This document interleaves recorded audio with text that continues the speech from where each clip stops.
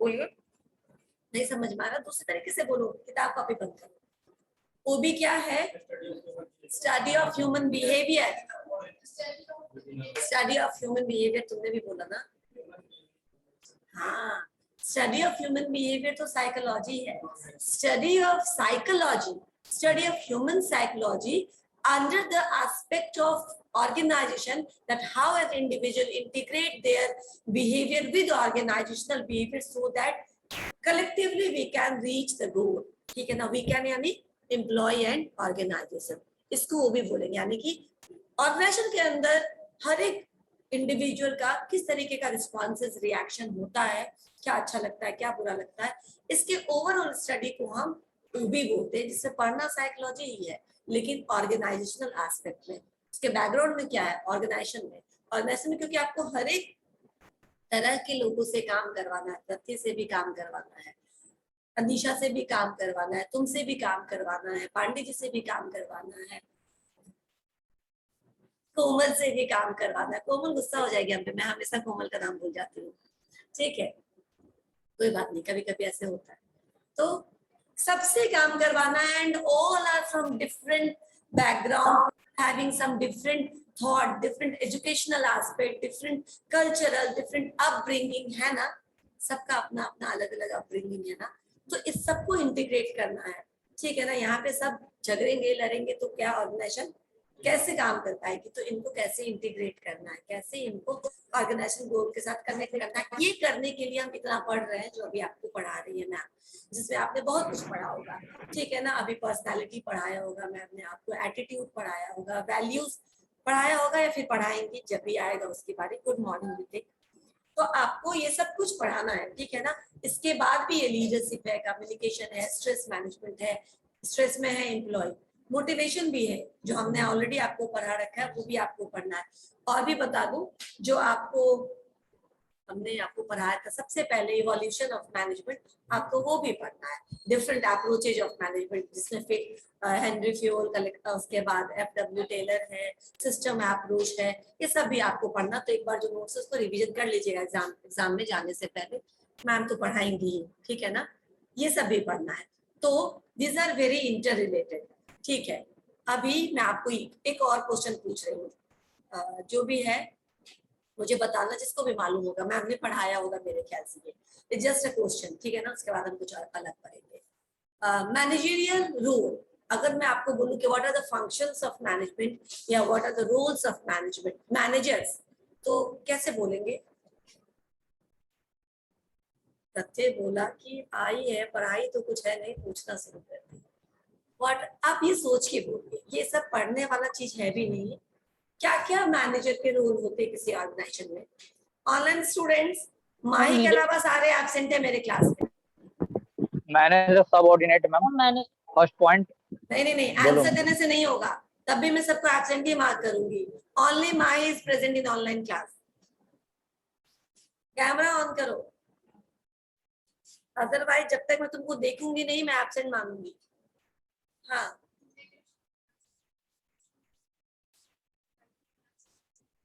और ठीक है, ठीक है, इसका मतलब हम इसको डिफाइन कर सकते हैं, इंटरपर्सनल रोल, मैनेजर के इंटरपर्सनल रोल होते हैं। इंफॉर्मेशनल रोल, आपको इंफॉर्मेशन देना मैनेजर का काम होता है, so that you come to know कि हमको क्या करना है। और डिसीजन मेकिंग रोल, अगर functions you know, planning, organizing, staffing, ठीक है ना, कोऑर्डिनेटिंग, कंट्रोलिंग, आपको रटा हुआ है। Functions of manager, functional role of manager you already know, पांचों जो आपने पढ़ रखा है। अब अगर हम बोलेंगे कि अदर रोल्स क्या है मैनेजर के, तो इंटरपर्सनल रोल, इंफॉर्मेशनल रोल और decision making role. Interpersonal role किसको बोलेंगे? इंटरपर्सनल रोल, बिल्कुल, रिलेशनशिप को कैसे बनाते हैं, टीम के साथ कैसे कोऑर्डिनेट करते हैं, टीम के साथ कैसे आप अपना रिलेशन स्टैब्लिश करते हैं, कम्युनिकेट। तो इंटरपर्सनल रोल में कम्युनिकेशन आ जाएगा, मोटिवेशन आ जाएगा, लीडरशिप आ जाएगा, जो आप लोगों ने कहा, ये इंटरपर्सनल में आ जाएगा। अगर आप अच्छे लीडर हैं, अच्छे कम्युनिकेटर हैं, तो क्या होगा? अच्छी बॉन्डिंग होगी। If you are not a good communicator, interpersonal relation आपका उतना अच्छा नहीं हो पाएगा अपने टीम मेंबर्स के साथ, करेक्ट। तो ये इंपॉर्टेंट रोल है। दूसरा मैंने क्या बोला था, इंफॉर्मेशनल रोल। आई होप कि इसके बाद आपको कोई भी पूछे मैनेजर्स रोल के बारे में तो आप याद रखेंगे, सिंपल है। इंफॉर्मेशनल मतलब इंफॉर्मेशन डिसेमिनेट करना, इसमें भी कम्युनिकेशन है ना, इसमें भी communication. You have to communicate regarding the information, क्या कब होना है, कौन सा इवेंट कब करना है, कौन सा प्रोडक्ट लॉन्च होना है, कहाँ पे मार्केट का फीडबैक बुरा है, कहाँ पे अच्छा है, उसको कैसे हम रेक्टिफाई कर सकते हैं। अगर किसी भी डिपार्टमेंट में चल जाए, इंफॉर्मेशन रूल इज नेसेसरी। कितने पर्सन को रिक्रूट करना है, manager will give information to the HR department, फिर वहां पे एचआर मैनेजर उस पर सक्रिय होंगे, है ना। ये इंफॉर्मेशनल रोल हो गया। And the last one is decision making role. Decision making role में क्या हो जाएगा, डिसीजन लेना, जो सबसे इंपॉर्टेंट काम है, डिसीजन लेना। क्योंकि एक डिसीजन एक मैनेजर को अच्छा मैनेजर बना देता है, मतलब वो आपको बहुत ज्यादा प्रमोशन दे सकता है, ग्रोथ दे सकता है, आपके करियर में एक अचीवमेंट हो सकता है। और एक डिसीजन आपको एक नौकरी से निकाल भी सकता है और फर्दर कोई और नौकरी मिले, इसकी भी गारंटी को, चांसेस को बहुत कम कर देगा, है ना। डिसीजन क्यों, क्योंकि you having option, which option you choose that becomes your decision. आपके पास जब ऑप्शंस थे तो आपने क्यों नहीं थोड़ा एनालिटिकल होकर के, थोड़ा और टाइम दे करके अच्छा डिसीजन लिया, कि आपने हड़बड़ी में ऐसा डिसीजन लिया जो पूरे ऑर्गेनाइजेशन को लेकर के बैठ गए, होता है। तो डिसीजन मेकिंग अगेन सारे इंपॉर्टेंट रोल है, लेकिन डिसीजन मेकिंग कहीं ज्यादा इंपॉर्टेंट हो जाता है, क्योंकि डिसीजन मेकिंग में हमेशा ऑप्शंस रहते हैं। आपके पास कोई ऐसा नहीं है कि आपको कोई रास्ता नहीं था, you have to go this way only. तो इसमें शेर है, चीता है, बाघ है, जो भी है, आपको वो खतरों का खिलाड़ी बनना ही था। यू हैविंग ऑप्शन, जब आपके पास शॉर्टकट रास्ता, जब आपके पास आसान आसान रास्ता मीन्स ये नहीं कि खतरों से खतरा लेना, again it is also the task of manager, ठीक है ना। रिस्क ओरिएंटेड होते, बट कैलकुलेटेड रिस्क होना चाहिए, जो रिस्क आपका ऑर्गेनाइजेशन बेयर कर सकता है, जितना झटका आप बर्दाश्त कर सकते हो, उससे ज्यादा बड़ा झटका हुआ तो नहीं बर्दाश्त कर सकते। So you take calculated risk. समझ में आया, कैलकुलेटेड रिस्क मतलब जिसको आप आसानी से बेयर कर सकते हो, ठीक है ना, जिससे आप इंसॉल्वेंट नहीं हो जाओगे, राइट। ठीक है, अब मैं कुछ आपको टॉपिक पढ़ा देती हूँ आपसे, शायद खत्म नहीं हो पाएगा, तो फिर नेक्स्ट जब भी मुझे चांस मिलेगा तब उसको खत्म करेंगे, या फिर नया नाम को रेस्ट दे देंगे, राइट। ठीक है, चलो मैं शेयर करती हूँ। आप लोगों को इसमें stress management and conflict management भी पढ़ना है, देखा है सिलेबस, पढ़ना है जो आपके सेकंड हाफ में आएगा। तो मैं अभी स्ट्रेस मैनेजमेंट नहीं पढ़ा रही, ठीक है ना, I am not going to give you any stress, बस मैं कॉन्फ्लिक्ट मैनेजमेंट आपको समझा देती हूँ। कॉन्फ्लिक्ट क्या होता है, थोड़ा सा बोलो, व्हाट इज कॉन्फ्लिक्ट। सिर्फ ऑर्गेनाइजेशन में ही क्यों, घर में भी एक दूसरे से नहीं, यानी differences of opinion can be a reason of conflict. Differences of goals, तुम्हारे पापा बोलेंगे तुमको इंजीनियर ही बनना है, तुम बोलो भाई हमको इंजीनियरिंग का ई भी नहीं आता है, हमको एमबीए करने दीजिए। Conflict between son and father, है ना, गोल डिफरेंस, राइट। मैं भी बोलती हूँ ऑर्गेनाइजेशन में बाद में आएंगे, पहले कॉन्फ्लिक्ट अपने अगल बगल में ढूंढ लेते हैं, ठीक है ना। कॉन्फ्लिक्ट दोस्त के साथ, वो बोल रहा है कि इस सब्जेक्ट में, इस सब्जेक्ट का परीक्षा, तुम बोल लो नहीं कल इस सब्जेक्ट का परीक्षा। Conflict because you both are not clear about the schedule, तो शेड्यूल निकाल के दिखा दिया, कॉन्फ्लिक्ट खत्म हो गया, वो टेम्पररी कॉन्फ्लिक्ट था। जरूरी नहीं कॉन्फ्लिक्ट हमेशा सीरियस ही हो, कॉन्फ्लिक्ट क्या हो सकता है, नॉर्मल भी हो सकता है, इट डिपेंड्स कि कॉन्फ्लिक्ट क्या है, मतलब आप एक दूसरे से अग्री नहीं करते हैं, ये भी कॉन्फ्लिक्ट का रीजन हो सकता है। तो व्हेन द टर्म कॉन्फ्लिक्ट में having different meaning for different people, हर आदमी के लिए कॉन्फ्लिक्ट का मतलब बदल सकता है। कोई बहुत सीरियस हो जाता है छोटे छोटे कॉन्फ्लिक्ट पे, कोई उसका अच्छा जान दो उसमें दिमाग क्या लगाना है, ठीक है, आगे बढ़ते हैं। तो कोई उतना ज्यादा सीरियस नहीं होता है, उसको उतना ज्यादा हेडेक नहीं देता है। The conflict is when you are having different opinion, when the group opinions are different regarding some, कैसे प्लान करना, प्लानिंग करते समय भी हमारे डिफरेंट ओपिनियन होते हैं। आप लोगों ने टीचर्स डे में भी देखा होगा, अलग अलग सजेशंस अलग अलग तरफ से आ रहा है, और फिर आप लोगों ने जो सही लगा होगा वो काम किया होगा। तो डिफरेंस ऑफ ओपिनियन था, कॉन्फ्लिक्ट फॉर ए व्हाइल आया, और फिर आपने उसको मैनेज कर लिया, राइट। समझ में आया, यू मैनेज दैट कॉन्फ्लिक्ट। आप कॉन्फ्लिक्ट को किस तरीके से मैनेज करते हैं, इस पर उसका कॉन्सिक्वेंसेस डिपेंड करता है, ना कि कॉन्फ्लिक्ट आना। कॉन्फ्लिक्ट आना अच्छा, conflict is always a bad word, it is regarded as a negative word most of the Yes, time, है ma'am. ना. कॉन्फ्लिक्ट नहीं होना चाहिए, but some of the psychologist suggest that conflict होना चाहिए. कॉन्फ्लिक्ट नहीं होगा तो इनोवेशन कहाँ से होगा, क्रिएटिविटी कैसे आएगी? When all the time I agrees with Soni ma'am, then Soni ma'am को लगेगा कि हम सब सही कर रहे हैं, कुछ गलती नहीं है, मेरे टीचिंग अप्रोच में कुछ भी चेंज करने की जरूरत नहीं है. There should be conflict. Ma'am ये बात नहीं समझ में आया, इसको आप अलग तरीके से बताइए, ये एग्जाम्पल नहीं समझ में आया, कुछ और आप एग्जाम्पल दीजिए. I tried, I given you some new examples. कुछ इनोवेशन हुआ क्लासरूम में, ठीक है ना. Every time if there is agreement तो ग्रोथ रुक जाएगा, इनोवेशन रुक जाएगी, क्रिएटिविटी रुक जाएगी. तो इसका मतलब ये भी नहीं है कि all the time there should be conflict. Conflict का एक अमाउंट है, ठीक है ना. जैसे हमारे फूड में विटामिन डी का एक पोर्शन होना चाहिए, बहुत ज्यादा नहीं, बहुत कम नहीं. चीनी बैलेंस वे में होना चाहिए, ज्यादा हुआ तो इंसुलिन लेना पड़ेगा, कम हुआ तो चीनी गोल गोल कर पिलाएगा डॉक्टर के, ग्लूकोज पी के आओ, राइट. तुम्हारा चीनी लेवल कम है, शुगर लेवल कम है. तो this conflict should be in a balance amount in your diet, so that आप बैलेंस रख सके ऑर्गेनाइजेशन के अंदर, रिलेशनशिप के अंदर, फैमिली के अंदर, दोस्तों के अंदर. ठीक है, बिल्कुल कॉन्फ्लिक्ट फ्री लाइफ आप नहीं सोच भी नहीं सकते. हस्बैंड वाइफ के बीच में कॉन्फ्लिक्ट्स होते हैं, होने चाहिए, ठीक है ना. तब अच्छा चीज घर में आएगा. जो हस्बैंड बोल देता है वही होगा बस. तो क्या होगा, एक तो मोरल वाइफ का नीचे जाएगा, है ना, कि मेरी तो कोई स्थान ही नहीं है इस घर में, मैं तो कोई जगह ही नहीं हासिल करती हूँ. Normal, these are the complaints. और हस्बैंड क्या हो जाएगा, कहीं ना कहीं ज्यादा पावरफुल हो जाएगा, अपने आप को बहुत ज्यादा ऊपर के पोजीशन पे, सुपरफिशियल पोजीशन पे फील करने लगेगा, और कभी वो किसी की सुनी नहीं, अनार्किक हो जाएगा, राइट. ठीक है, फिर वो अराजकता फैलाएगा, जो मन करेगा वही करेगा, what is not right, right. तो बैलेंस होना चाहिए. सामान खरीदते हैं, दोनों के पॉइंट ऑफ व्यू से वो कुछ अच्छे फीचर्स बताएगा, आप कुछ अच्छे फीचर्स बताइए, एंड देन सेल्समैन पे छोड़ दीजिए, ठीक है ना, वो आपको अच्छा सजेस्ट कर देगा. Why to conflict, right. तो कॉन्फ्लिक्ट एक बैलेंस अमाउंट में होना बहुत जरूरी है, हर एक चीज में, घर में, ऑर्गेनाइजेशन में, फ्रेंडशिप में, रिलेशनशिप में.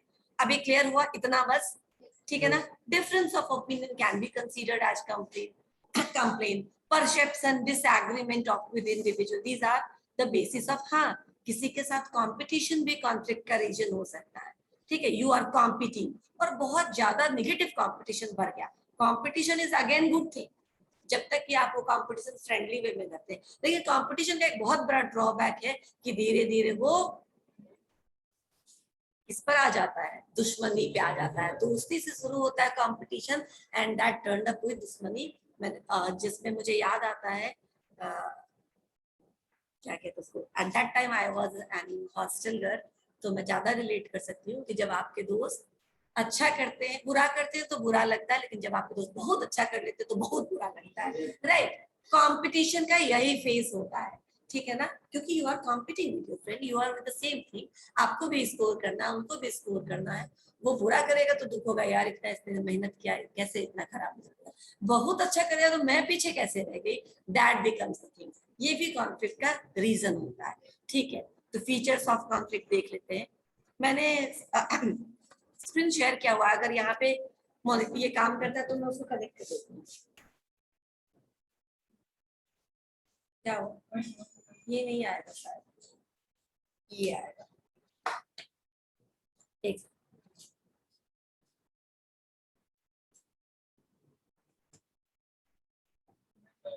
नहीं आएगा, ये ले आओ, वही यही है क्या, देखो आगे.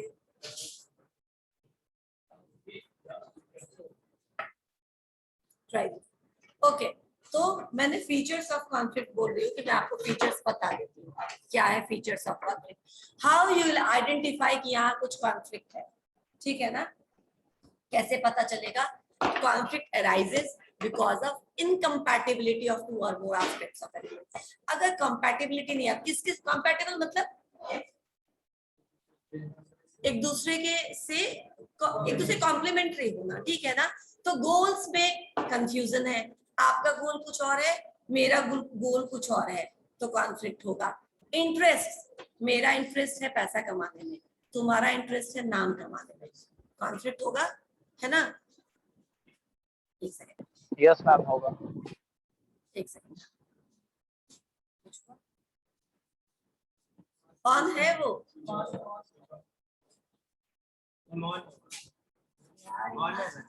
है? इतनी टेक्नोलॉजिकल, इतना ज्यादा हम लोग बंधे हुए ना कि एक तो मेरा घूमना फिरना बंद हो गया इस चक्कर में, जबकि मैं बैठ के नहीं पढ़ाती थी कभी। ओके, आया क्या? ठीक है, जाने दो, कोई बात नहीं, सुनो मैं नोट्स दे दूंगी, आ रहा है तो ठीक है, नहीं तो जाने दो। ओके, एक मिनट में शेयर करती हूँ फिर से, शायद शेयरिंग खत्म हो गया। दिख रहा है आप लोगों को शेयर? Yes ma'am. आप लोग मुझे दिख नहीं रहे हैं?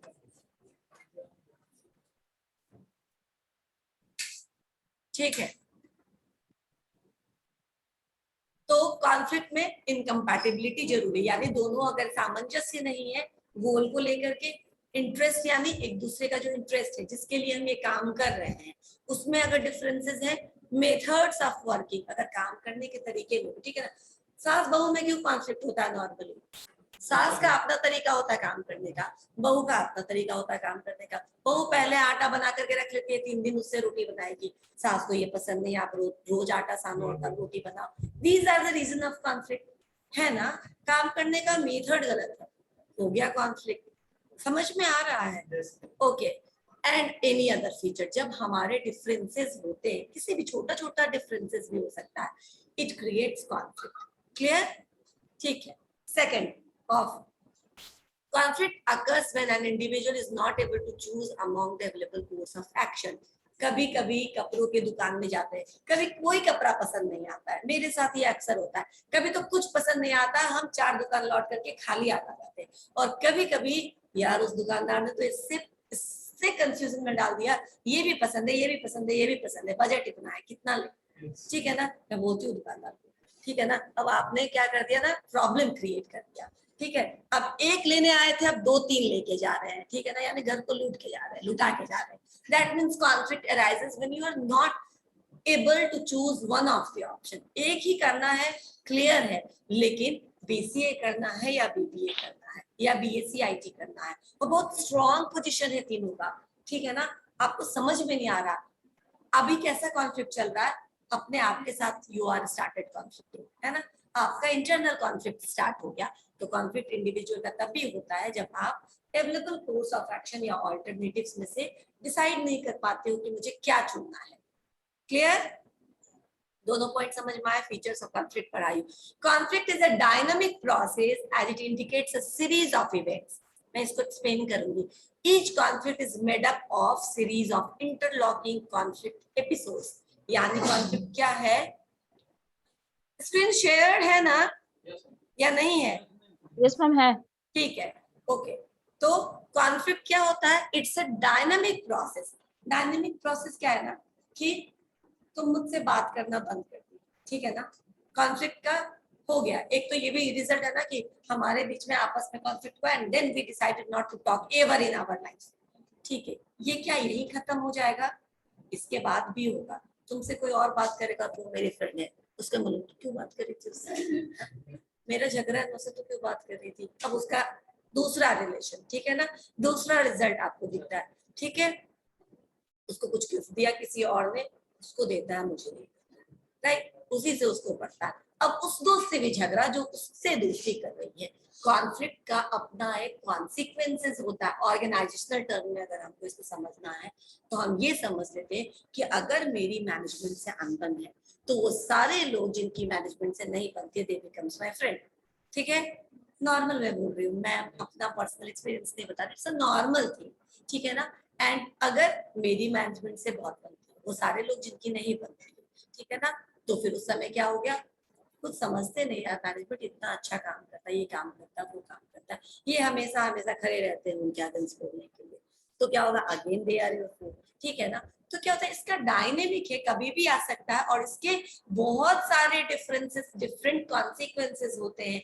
एक कॉन्फ्लिक्ट एक रिलेशन के साथ खत्म नहीं हो जाता, उसका आफ्टर मैथ कितना होता है। कॉन्फ्लिक्ट का तुम प्रैक्टिकल लाइफ में एग्जांपल ले लो, मान लो कॉन्फ्लिक्ट का रिजल्ट हो गया डिवोर्स, तो क्या आफ्टर मैथ है? बच्चे ठीक है, they have to be live with divided family, divide parents, ये उसका कॉन्सिक्वेंसेस हुआ। तो कोई कॉन्फ्लिक्ट अपने आप में पूरा नहीं होता, वो उसके अपने पीछे बहुत सारे इवेंट को जोड़ता है, बहुत सारे प्रॉब्लम्स को अराइज करता है। तो एक इंटरलॉकिंग सीरीज ऑफ एपिसोड्स हो सकता है कॉन्फ्लिक्ट के साथ, जब तक आप उस कॉन्फ्लिक्ट को खत्म ना कर ले, ठीक है ना। What ever misunderstanding causes conflict, अगर वो मिसअंडरस्टैंडिंग को हमने खत्म कर दिया तो सारे कॉन्सिक्वेंसेस अपने आप सही जगह पे आ जाएंगे। लेकिन वो बढ़ता चला गया तो अदर प्रॉब्लम्स, अदर कॉन्फ्लिक्ट भी बढ़ते चले जाएंगे, ठीक है ना। इंटरलॉकिंग सीरीज ऑफ एपिसोड समझ में आया, एक कॉन्फ्लिक्ट के साथ बहुत सारे एपिसोड जुड़ा हुआ होता है, ठीक है, इंटरकनेक्टेड होता है। नेक्स्ट, ये समझ में आया Hrithik? Yes, ma'am. Okay. Conflict must be perceived and expressed by the parties to it. If no one is aware of a conflict, it is generally agreed that conflict does not exist, even though there may be incompatibility in some respect. यानी कि जब conflict को आपने perceive किया, जैसे आपको लगा कि 2-4 दिन से वो मुझसे बात नहीं कर रहा, ठीक है ना, मैं बोल रहा हूँ चाय पीने चलो, मेरे साथ नहीं जा रहा है, ठीक है ना, 1 दिन नहीं गया, 2 दिन नहीं गया, 3 दिन नहीं गया, आपको लगा कि कुछ तो प्रॉब्लम है, क्या क्या वो मुझे जानबूझकर इग्नोर कर रहा है। चलो, आपने क्या क्या परसीव किया, ठीक है, आपने उससे पूछा is there any problem, you are ignoring me these days, right, तो वो आपको बोलेगा यस या नो, ठीक है ना, व्हाटएवर एक्सप्रेस किया आपने कॉन्फ्लिक्ट को। तो कॉन्फ्लिक्ट में जरूरी है कि आप उसको समझिए और उसको एक्सप्रेस करिए। कई बार अगर आप एक्सप्रेस नहीं करेंगे कॉन्फ्लिक्ट को, तो दूसरे पार्टी को समझ में नहीं आएगा कि आपको कुछ फील हुआ भी कि नहीं, ठीक है ना, आपको कुछ लगा प्रॉब्लम है या नहीं लगा, राइट। तो कई बार इनकम्पेटिबिलिटी होते हुए भी जब तक हम एक्सप्रेस नहीं करते हैं, the other party doesn't come to know कि आपको उससे कोई प्रॉब्लम है, ठीक है। तो क्या होना चाहिए, एक्सप्रेस होना चाहिए। और परसीव किया, परसीव मतलब पहले समझे, फिर उसको एक्सप्रेस किया कि कोई प्रॉब्लम है क्या, पूछा। ये मैं आज स्टेजेज ऑफ कॉन्फ्लिक्ट आपको बता रही हूँ, थोड़ा टाइम है हमारे पास। स्टेजेज ऑफ कॉन्फ्लिक्ट में क्या होगा, these are the different stages of conflict, दिख रहा है। फर्स्ट है एंटीसीडेंट कंडीशन, मैं बताती जाती हूँ। एंटीसीडेंट कंडीशन आया 2 भाग में, perceived conflict and felt conflict. उसके बाद आया दूसरा स्टेज मैनिफेस्ट कॉन्फ्लिक्ट, उसके बाद conflict resolution. These are the steps of conflict management, ठीक है ना। कॉन्फ्लिक्ट अगर मैनेज करना है आपको तो you have to go through these steps, and then finally aftermath. Conflict aftermath का मतलब क्या हुआ कि बाद के कॉन्सिक्वेंसेस, भूकंप का बाद आफ्टरमैथ होता है ना, बिल्डिंग गिर गया, दरारें पड़ गई, ये हुआ वो हुआ, that's the aftermath. Similarly conflict के आफ्टर कॉन्सिक्वेंसेस क्या होता है, मैं थोड़ा समझा देती हूँ। एंटीसीडेंट कंडीशंस मतलब क्या हुआ, antecedent condition is those condition जहां पे बिल्कुल लैटेंट है। लैटेंट मतलब लैटेंट हीट, हमने फिजिक्स में पढ़ा था 9th में, और लैटेंट पहले भी कुछ पढ़ाया होगा पीपीएम में, अभी याद नहीं आता। लैटेंट का मतलब, जल्दी एनीबॉडी, नहीं बोलोगे तो मैं क्लास आगे नहीं बढ़ाऊंगी। मैम लैटेंट हीट एक एनर्जी होता है जो रिलीज्ड या अब्सॉर्ब्ड होता है। लैटेंट हीट रिलीज्ड या अब्सॉर्ब होता है, ठीक है। लैटेंट का सिंपल मीनिंग अगर हम बोले तो लैटेंट मतलब हिडन, ठीक है ना। जो हीट होता है ना, अब मैं लैटेंट हीट थोड़ा समझा देती हूँ, अल्दो मैं भूल चुकी हूँ फिजिक्स, लेकिन मुझे थोड़ा बहुत, हमने किसी मेटल के कर्शल को या स्पून को गैस पे रखा, गरम क्या कर रहे हैं हम, जो स्पून है वो नहीं, वो तो गैस पे रखा है ना, जिससे चौंकने के समय में हमने कर्शल को चढ़ाया, तो गरम तो कर रहे हैं हम वो पार्ट जो उसके गैस में, लेकिन हीट ट्रांसमिट होकर के नीचे तक आ गया, latent heat transfer to the, बिल्कुल समझ में आया। हिडन, लैटेंट का मतलब हिडन, ओके। अब अगर आपको लैटेंट आया फिजिक्स में, वो है लैटेंट हीट का मतलब। अगर अब आपको कोई लैटेंट पूछे तो लैटेंट मतलब हिडन, जो छुपा हुआ है।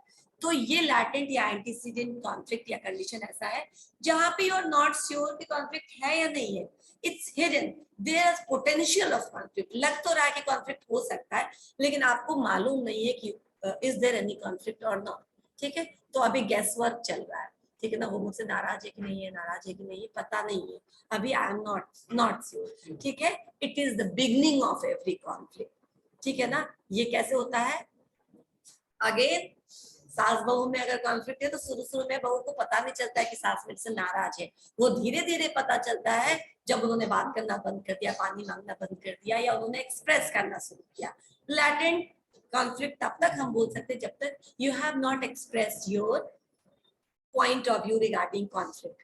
ठीक है, तो अब ये 4 टाइप्स के लैटेंट कॉन्फ्लिक्ट हो सकते हैं। पहला, कंपटीशन फॉर स्कार्स रिसोर्सेज, कम चीजें हैं और सबको उसमें चाहिए, तो अब हम उसमें कॉम्पीट कर रहे हैं, जिसको अधिक मिल गया तो जिसके पास कम पहुंचा या नहीं पहुंचा उसको कॉन्फ्लिक्ट होगा, जो हिडन रखेगा। वो हो सकता है एक्सप्रेस ना करे, लेकिन मन में तो आ गया ना, मुझे एक भी नहीं मिला, उसको इतने मिल गए, है ना। बच्चों के मन में आते चॉकलेट्स जब हम देते हैं तो किसी को ज्यादा मिल जाए तो मन में आ जाता है उसको एक, मुझे कम प्यार करती है, उसको ज्यादा, उसको 2 दिया मुझे, राइट।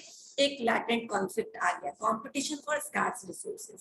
दूसरा, ड्राइव फॉर ऑटोनॉमी। ऑटोनॉमी मतलब हर किसी को फ्रीडम प्यारी होती है, ठीक है ना, बर्ड्स हो, एनिमल्स हो, ह्यूमन बीइंग हो, एवरीबॉडी लव्स ऑटोनॉमी। हम ऑटोनॉमी के लिए जो कॉन्फ्लिक्ट होता है, जो आपस में कलह होता है, उसको हम बोलते हैं क्या, ड्राइव फॉर ऑटोनॉमी, फ्रीडम के लिए जो जब कॉन्फ्लिक्ट करते हैं तो वो भी लैटेंट फॉर्म में होता है, बिल्कुल खुलम खुला नहीं होता, बस चल रहा है ये, हाँ मेरी चली तो मैं जीतूंगी, अगर तुम जीते तो मेरे अंदर कॉन्फ्लिक्ट रहेगा। Divergence of goals, goal diversity, different different goals, ठीक है ना, किसी का गोल कुछ और है, किसी का गोल कुछ और है, तो ये भी लैटेंट है, अभी ये बहुत ज्यादा एक्सप्रेस नहीं है। रोल एम्बिग्विटी, रोल एम्बिग्विटी किसको बोलते हैं, रोल एम्बिग्विटी कॉन्फ्लिक्ट का रीजन होता है, कभी कभी ये इंटरनल कॉन्फ्लिक्ट का भी, मतलब पर्सनल कॉन्फ्लिक्ट का भी रीजन हो जाता है।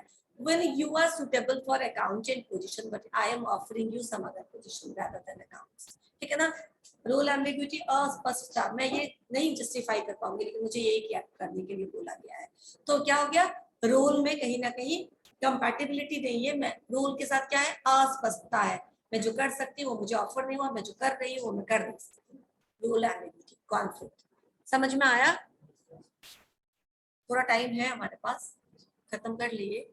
परसीव्ड कॉन्फ्लिक्ट, परसीव्ड कॉन्फ्लिक्ट मैंने अभी आपको बताया, the moment you perceive that there is something wrong, हाँ अभी आपने उसको एक्सप्रेस नहीं किया बट आपने परसीव कर लिया है, ये परसीव कॉन्फ्लिक्ट। जैसे बताती हूँ कि मान लो तुम्हारा कोई नेबर है और तुम्हारा कुछ पार्सल आने वाला है, you are out of your home, तुमने उसको फोन करके बोला कि भाई मेरा पार्सल आएगा तो तुम रिसीव कर लेना, ओके, ही मिस्ड, ठीक है, ही और शी मिस्ड, वो भी बाजार से दूध लाने चली गई, उतने ही देर में पार्सल वाला आया और वापस हो गया, आपको लगा देखो एक काम दिया था वो भी नहीं किया, कितना एटीट्यूड है ना, ऐसे नेबर्स को के साथ क्या फायदा।